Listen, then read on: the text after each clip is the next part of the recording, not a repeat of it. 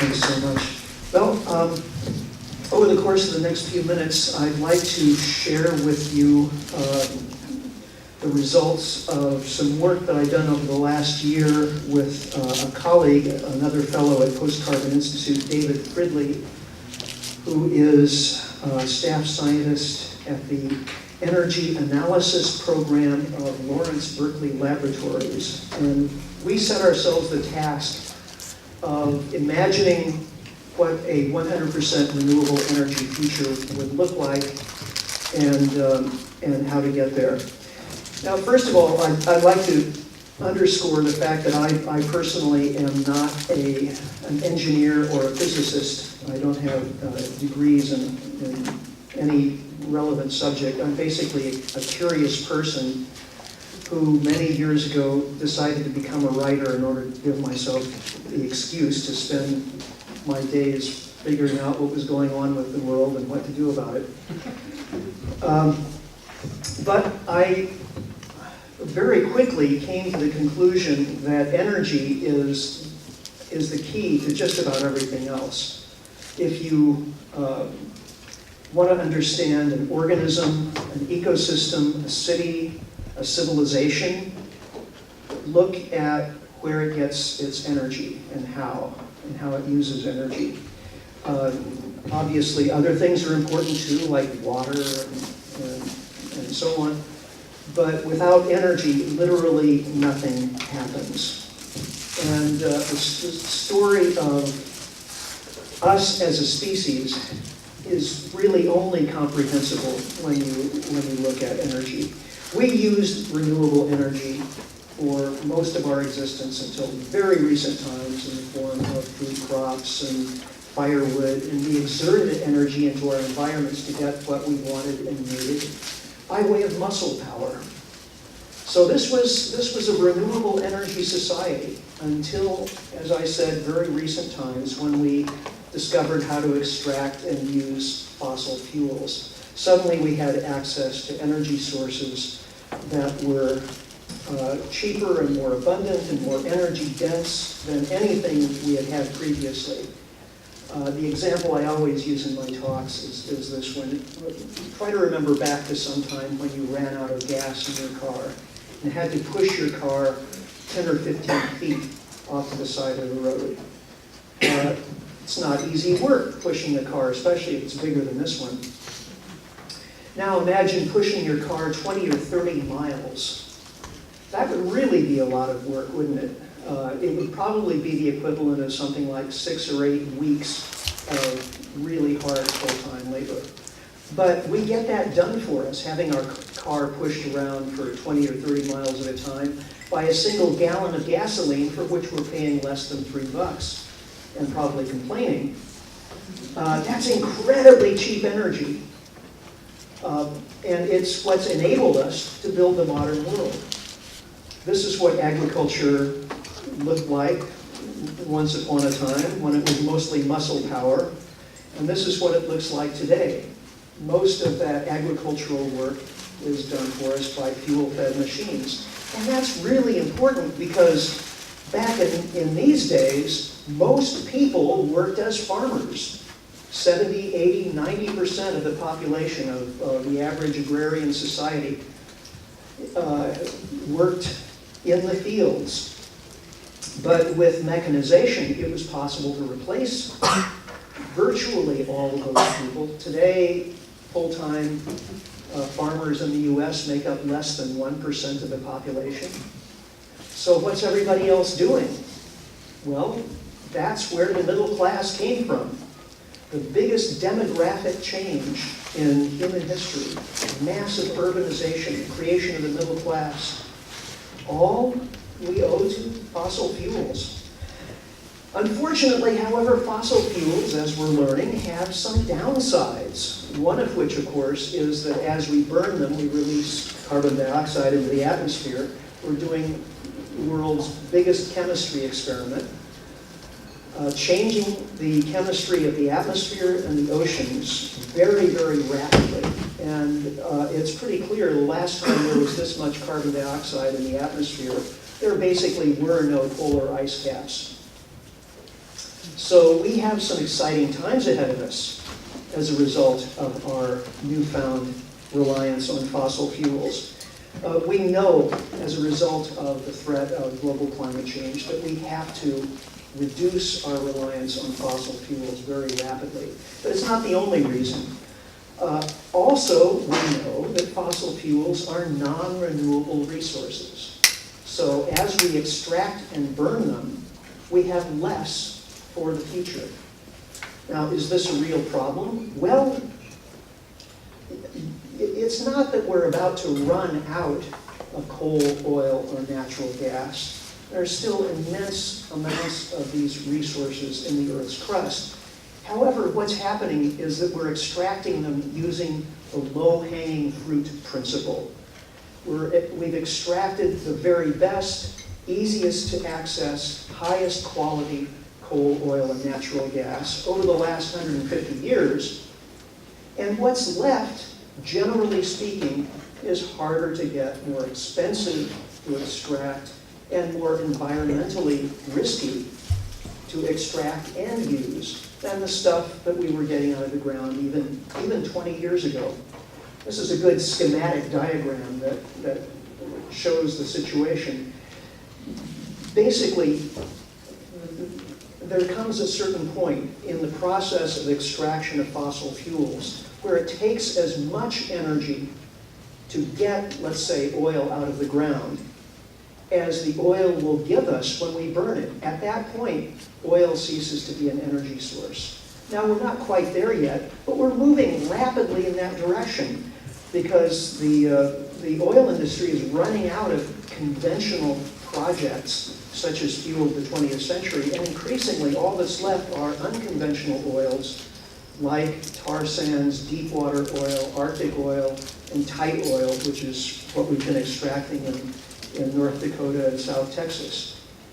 So one way or another, we are headed to a renewable energy future. I'm not going to talk about nuclear power in this talk because when David and I looked at the nuclear energy prospects globally, it's very clear that while a few countries like China are seeking to build out their nuclear fleets, on the whole, nuclear power is waning because of the judgment on the part, and we believe it's a correct judgment, on the part of most national governments that it's too costly and too risky. So take nuclear out of the picture, and what we have is mostly solar and wind. Those are the sources of energy that are currently growing fastest. They are renewable, and they have some other exciting prospects. They're getting cheaper all the time. Obviously, with solar and wind, there's no ongoing fuel cost, and prices are dropping, as I mentioned, and adoption is increasing. There are, however, a couple of drawbacks with solar and wind. They are uncontrollable and intermittent. The sun isn't always shining, wind isn't always blowing. We'll talk more about that as we go along. And in order to build out as much solar and wind as we would need to entirely replace fossil fuels, we're talking about a lot of real estate. I was just in Vermont at a renewable energy conference a few weeks ago, and there was a lot of controversy there over building wind turbines on mountain ridges. This is controversy among environmentalists. Some who say, well, we need to replace the fossil fuels, and these are the best sites for wind, and we have wind in Vermont. And other environmentalists saying, oh, but you're destroying the scenic beauty, et cetera, et cetera, et cetera. Solar and wind are still a very small part of our total energy portfolio. But again, if we're going to increase our use of these fuels dramatically, it's going to be a bigger discussion. This is a picture of the intermittency of wind generation in not just one country, but 4 countries in Europe: Spain, Germany, UK, and France. So even over a fairly large region, there's not that much balancing out. There's still a lot of intermittency to account for. So as we install more and more solar and wind generation capacity, how are we going to deal with this factor of intermittency? Well, in a number of ways, and I'll be talking about some of those, including energy storage, capacity redundancy, and demand management. But we have to understand, as we embark on this historic shift in energy sources, that it's not just about the sources themselves. We've built our energy consuming environment to suit the energy sources that we had. Every energy source has specific characteristics. Oil is different from coal. You wouldn't want to necessarily use coal to fuel your car. Imagine pulling into a coal station to load up. A liquid fuel is more advantageous in certain situations, just as natural gas has different characteristics. Electricity has different characteristics from those fuels. Well, we built a lot of our infrastructure to suit energy sources that we had in abundance during the last century. So it's sensible to assume that the future is going to look rather different as our energy sources change. Also, just to get another element of big picture perspective on this, our previous energy transitions have tended to be additive. In other words, as we discovered a new energy source, we just piled it on top of the previous ones. We're still using firewood after all these years. On a per capita basis, we're using less. On a total basis, we're still using about as much as we were in 1850. But we've added nuclear power, coal, oil, natural gas, solar, wind, geothermal, et cetera, on top of firewood, right? So we're using immensely more energy, both on a per capita basis and on a total basis, than we were 150 years ago. This is going to be a different kind of energy transition. Rather than just adding new energy sources on top of existing ones, we're talking about replacing existing energy sources with different ones. So it's unlikely that this is an energy transition that will be driven solely by market forces. It's almost certainly going to have to be driven by government policy if it's going to take place in an orderly way and as quickly as it needs to do in order to avert climate catastrophe. Now, solar and wind and geothermal produce electricity, and there's a lot of good news there, because right now producing electricity is a very inefficient process. When we use coal or natural gas to produce electricity, the process is at best 60% efficient. So we're using a lot of primary energy to produce electricity that just basically gets wasted in the process. So if we can produce electricity directly using solar, wind, geothermal, hydro, etc., then that's a much more efficient process, and our total primary energy usage can actually decline while our final energy available for use continues as it was. The challenge is that currently of our final energy, only about 20% is in the form of electricity. So what's the other 80% of our energy used for? Well, transportation, industrial processes, home heating, heating of other buildings, obviously, and so on.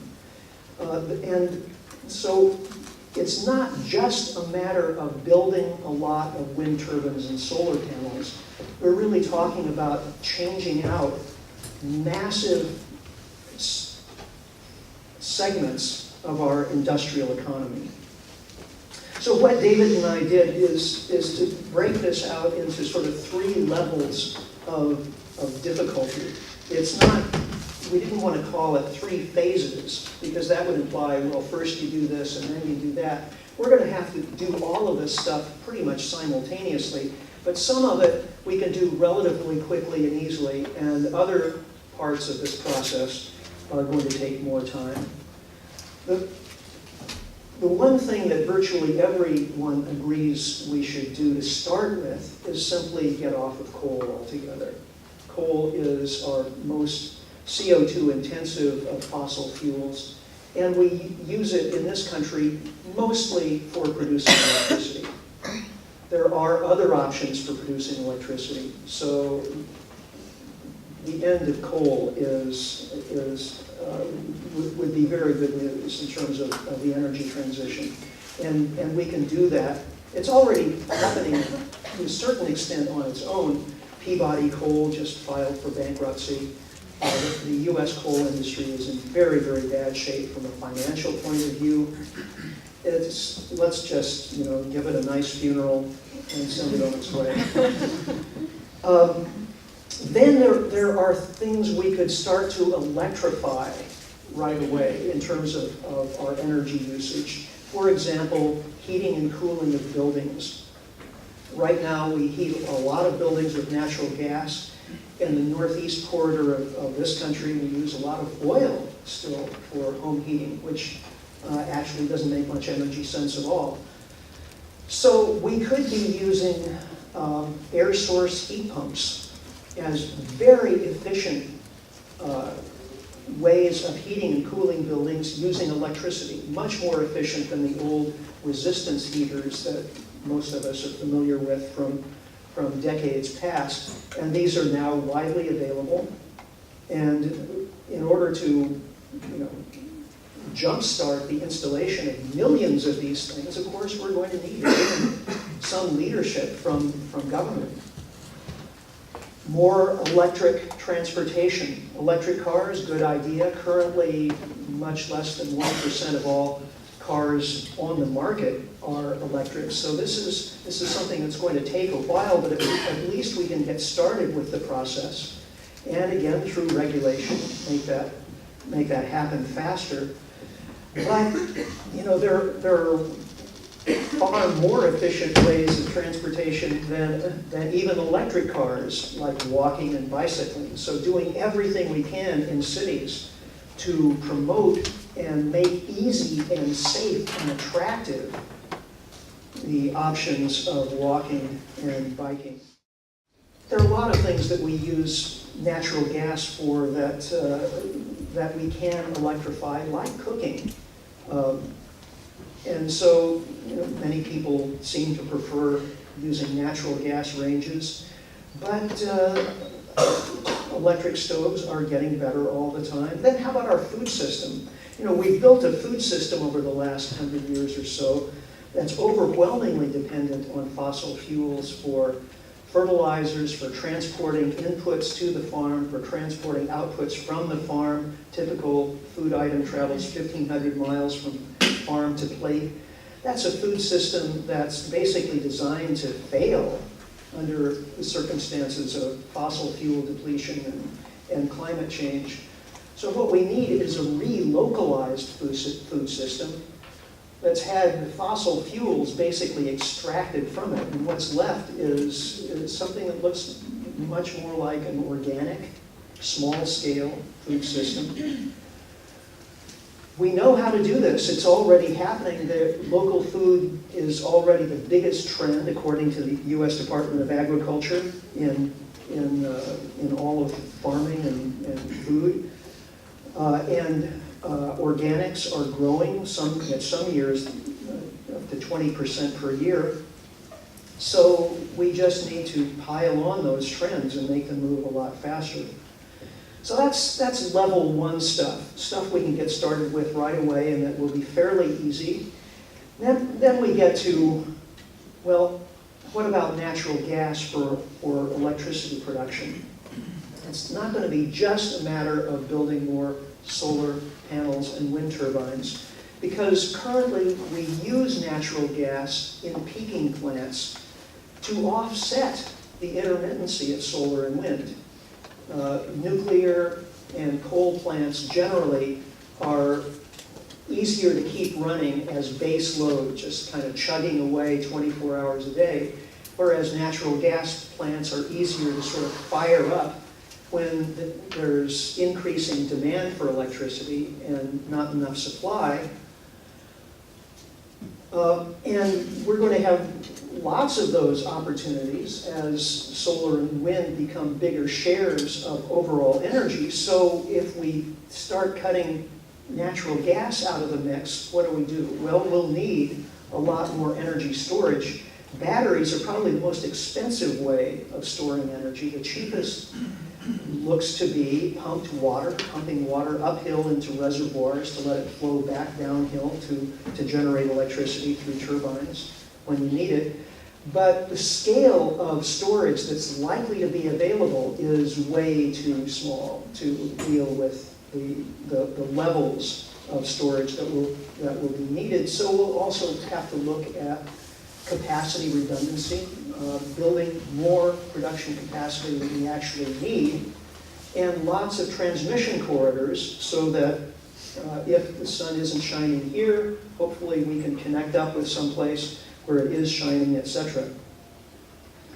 Another area that's maybe a little more difficult, but we can get started on now, is just changing our transportation infrastructure altogether from one that's focused on highways and trucks and personal vehicles toward one that's focused more on rail, because rail is a lot more energy efficient.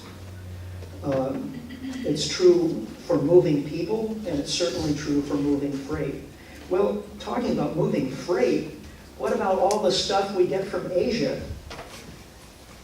All the raw materials that are moved around from port to port all over the planet. The whole industrial system depends upon moving freight across oceans. Well, we can make moving freight over water much more efficient, maybe 60% more efficient, by using kite sails. And this is already being demonstrated in projects.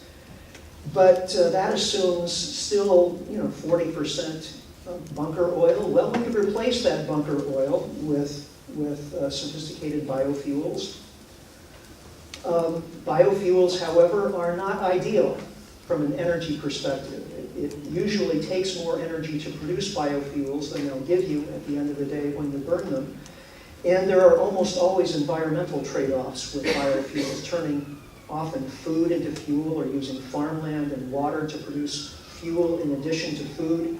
And second-generation biofuels, the cellulosic ethanol and algae-based biodiesel that we've been promised for a number of years, are coming to fruition much, much more slowly than was projected.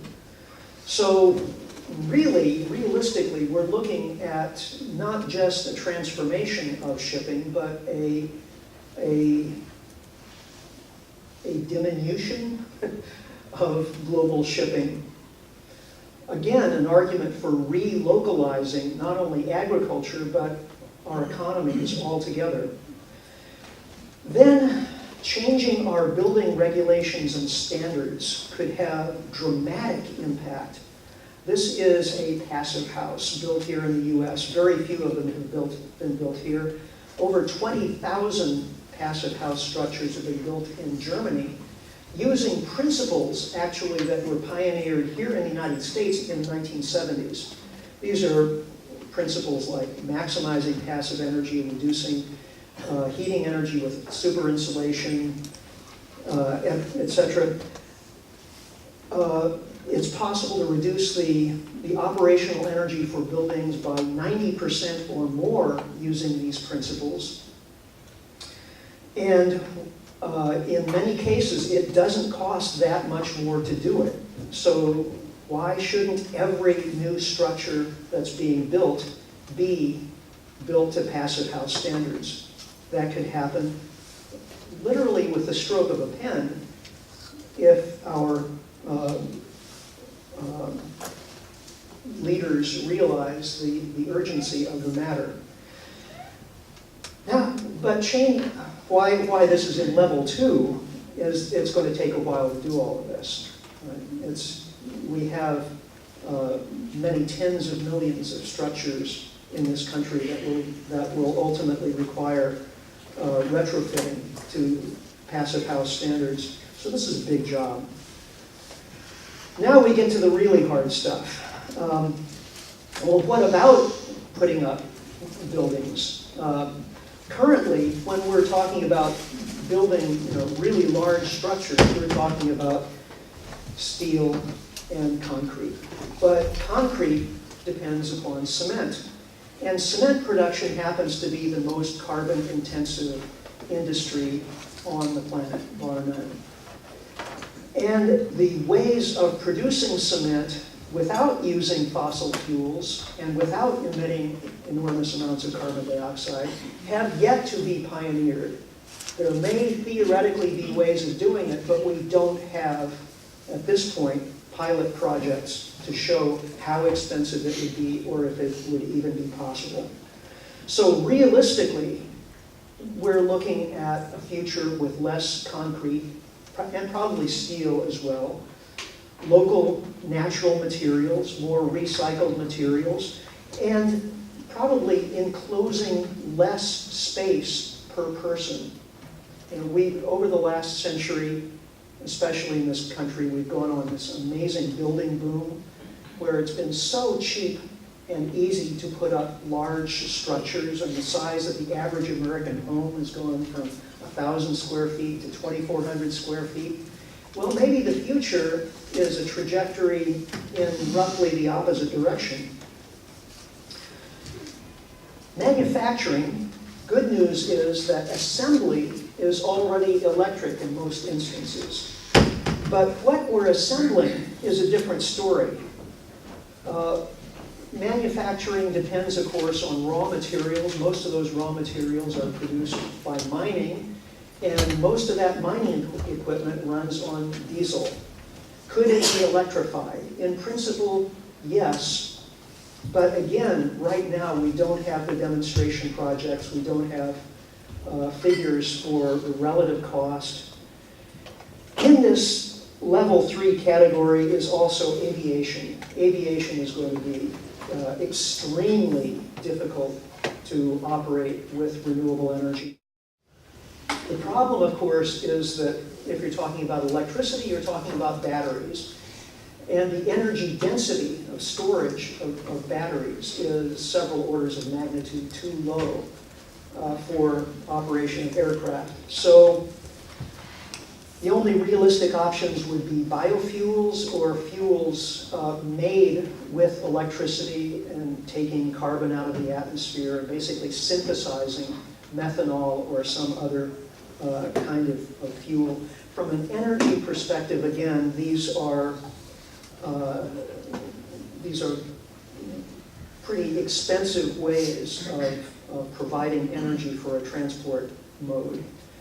So while we may be able to retain aviation as a kind of a specialty form of transport for emergencies or very special circumstances, realistically, we're going to have to move as much as we can down to the bottom of this picture toward the most energy efficient modes of transportation, which are rail primarily and water. What about materials made from fossil fuels? Well, there David and I really ran into some roadblocks. We interviewed a lot of materials specialists in various fields, and there are more paints being made, low VOC paints and organic paints, but even those still contain fossil fuels as usually binders or for other purposes. But then there are plastics. Again, there are some plastics being made from cornstarch and other renewable materials, but plastics for some industrial purposes that require very high levels of performance, not so much. And then in the medical field, pharmaceuticals made from fossil fuels, when we talk to people in the public health sector, we just got blank stares. There are no easy alternatives, and it was like, well, once you stop using fossil fuels for energy, can't we still use them for pharmaceuticals? So, we reached a point in our thought exercise where we just drew a line and said, okay, we won't go there, we won't try to go there. Nevertheless, when you look at the constraints on resource extraction, high heat processes for materials transformation that currently use fossil fuels, and limits to transport, it's pretty clear that the economic model that we built over the last 100 years that we call consumerism probably doesn't have a future in a renewable energy world. Consumerism was an economic arrangement that largely resulted from the Great Depression. And the problem at that time was we had so much cheap energy, we could make stuff faster than people were accustomed to buying it or could use it. So we created whole industries like the advertising industry and consumer credit to make people want to buy more stuff and to make it easier for people to buy stuff, even stuff they couldn't afford. And this all was with the best of intentions for creating more jobs, for increasing tax revenues, for growing the economy, right? But we reach a point now where increasing the rate of consumption makes no sense. And we have to consider the possibility of, rather than a consumer economy, a conserver economy. When we looked at the personal electronics sector, again, we just had to scratch our heads because there are so many high heat industrial processes involving fossil fuels, so many processes that require international shipping of materials and pieces for assembly. It's really, really hard to imagine a smartphone made without fossil fuels. Maybe someday we can do it. But in the meantime, the future that we envision for consumer electronics is one where when you turn 18, you get your smartphone. And pieces of it might get remanufactured or recycled as time goes on, but that's kind of it. There are some great opportunities that we identified in all of this, and probably the most exciting is in the agricultural transition. If we transition agriculture in such a way that we're building topsoil instead of mining it, as we currently are doing with industrial agriculture, we could actually remove CO2 from the atmosphere and sequester very large amounts of it, enough to actually make a significant difference in terms of risk of climate change for future generations. So those are the three levels that we identified, and as you can tell, there are some significant challenges as well as opportunities along the way. And the way many people would like to think of the renewable energy transition is, how are we going to fuel more industrial growth? How are we going to fuel more industrial development in the future, living basically the way we live now, only with different energy sources? We think this may be a misleading way of looking at the situation. We've developed an economy based on constant growth in consumption, as I mentioned before, over the last century. And that may be unrealistic for many reasons. Not only are we unlikely to have enough energy to enable that mode of economic operation to continue, but it just may make no sense anyway. I'm sure many of you are, probably all of you are familiar with an organization called the Global Footprint Network. What they do is they, on an annual basis, they analyze how much of Earth's resources are we using in comparison with what could be annually regenerated through natural processes.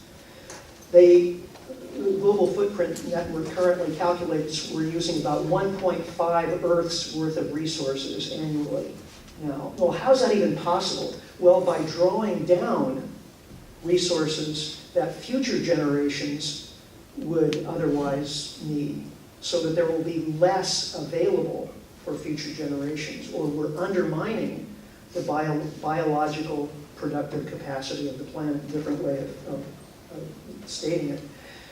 Of course, that's for the globe as a whole. How about just us in the United States or in North America? Well, if everyone on Earth were to live at our standards, we'd be using about 4 Earths worth of resources. That may not even be possible. So we know just from footprint analysis that our total resource consumption it has got to somehow reduce to the point where it's within Earth's carrying capacity over the long term. And that's especially true in the world's most highly industrialized countries like the US. So if we contemplate a future in which we're actually using in the US, let's say 10 to 20% of the energy that we're using currently on a per capita basis, then suddenly it becomes so much easier to imagine and engineer a 100% renewable energy future. Wind turbines become so much easier. Finding ways to store energy becomes much easier. Finding ways to provide raw materials and transportation becomes much easier. It's the problem of scale that makes this whole exercise so difficult. So our renewable future, nobody knows exactly what it's going to look like. We're just making educated guesses. We're offering some scenarios in our, by the way, this is all a summary of the book, which will be out in about a month, called Our Renewable Future. But overall, we think it's almost inevitable that it will be characterized by less total energy. That energy will be less controllable, so we'll need to use it less on a when we want it basis and more on a when it's available basis. It will be a less mobile world and therefore a more localized world. Now, all of this could actually be very good if we plan for it. There have been so many externalized costs to our current way of high energy, globalized existence. We all know the controversies that resulted from the process of globalization over the last few decades, offshoring of jobs. Well, a more localized economy could imply a world in which you know the person who makes your shoes and the person who repairs your shoes. You could have conversations with the person who's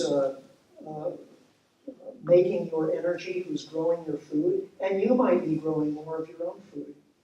And from a psychological point of view, from a community solidarity point of view, there could be great advantages to all of this.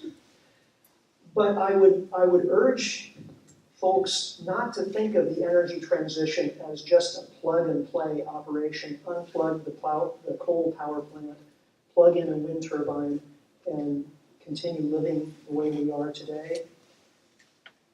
We think it's going to be more of a kind of civilization reboot.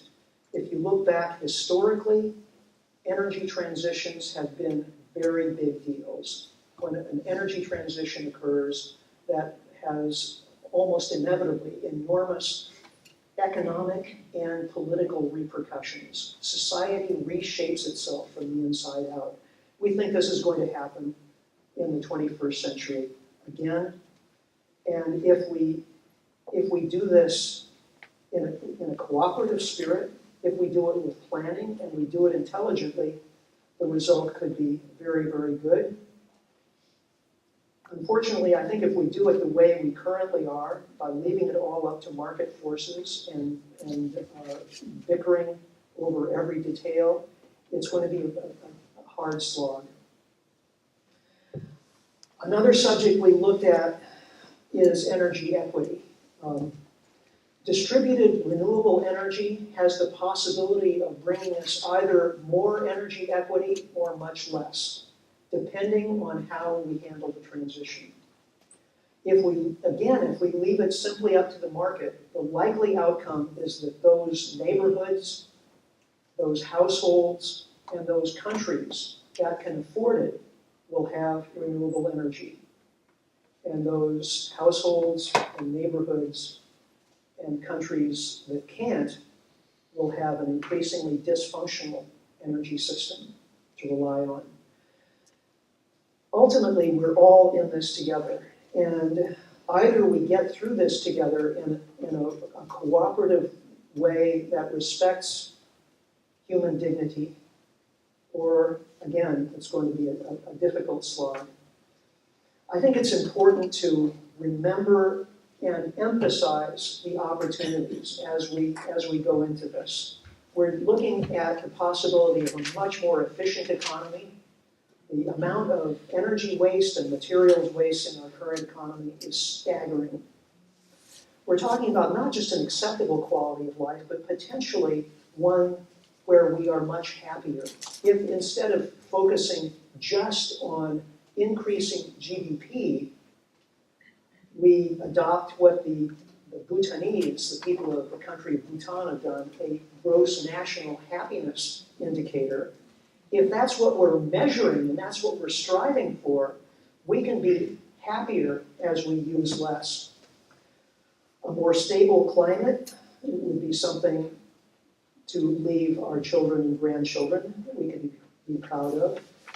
Greatly reduced health and environmental impacts from fossil fuel consumption, and perhaps removing carbon from the atmosphere with regenerative agriculture. Those are important opportunities, but there are costs. It's going to take enormous investment, far higher rate of investment than is currently occurring. Government at all levels will have to be involved, and we have to expect to change behaviors and expectations as we move into a different kind of economy. Adaptation and resilience are going to have to be our watchwords. The longer we wait, the more difficult it's going to be, and the worse the results that we can look forward to. But nevertheless, this is the challenge and the opportunity of our lifetimes. We have the opportunity not just of reimagining and rebuilding our energy system, but really of reimagining and rethinking and rebuilding civilization itself. Thanks so much. I'm curious if harvesting energy from vibration is on the radar, if it's growing in scale, because it's still a very small scale energy source, but is that something you see in the future? Yeah, and there, of course there's vibrations at all different levels. Maybe some of the biggest ones we could harness would be waves, wave power, and there is research going on there. There are lots of potential smaller inputs to the energy stream, and I would characterize, what you're talking about as probably in that category. We'll need every source we can harness. So more research along those lines, I'm sure will be helpful. On the whole, given the amount of time we have, I think we're, for the most part, going to be limited to technologies that are already in existence. Because the R&D factor, the time and expense required for R&D just pushes the transition out further. It's not that we should stop investing in energy R&D, quite the opposite. We need to be spending much more. But in terms of build out, what we actually need to be doing is starting yesterday or last year with a massive scale of build out of technologies that we already have.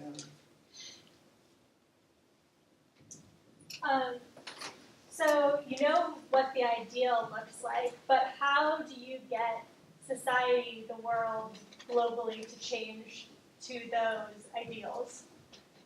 Yeah. How do we get people, how do we get society to actually change to those ideals? Well, the first way is to understand what the problems are, climate change, fossil fuel depletion, to understand the opportunities and the constraints. And that's why my colleagues and I do our work, is to help that information get out there. Beyond that, it becomes a political problem. And so we need more and more public leaders talking about these issues. Realistically, I think it's going to happen first at the local level and then filter up to the national and global level. Obviously, we need to push our national leaders as much as we can on these issues. Right now, unfortunately, I think this country has a mostly dysfunctional national political system, and we have to make up for that as much as we can by working at the local level, because where we see the brightest and best demonstration projects, generally speaking, are at the local and regional levels. So let's do what we can. One more question.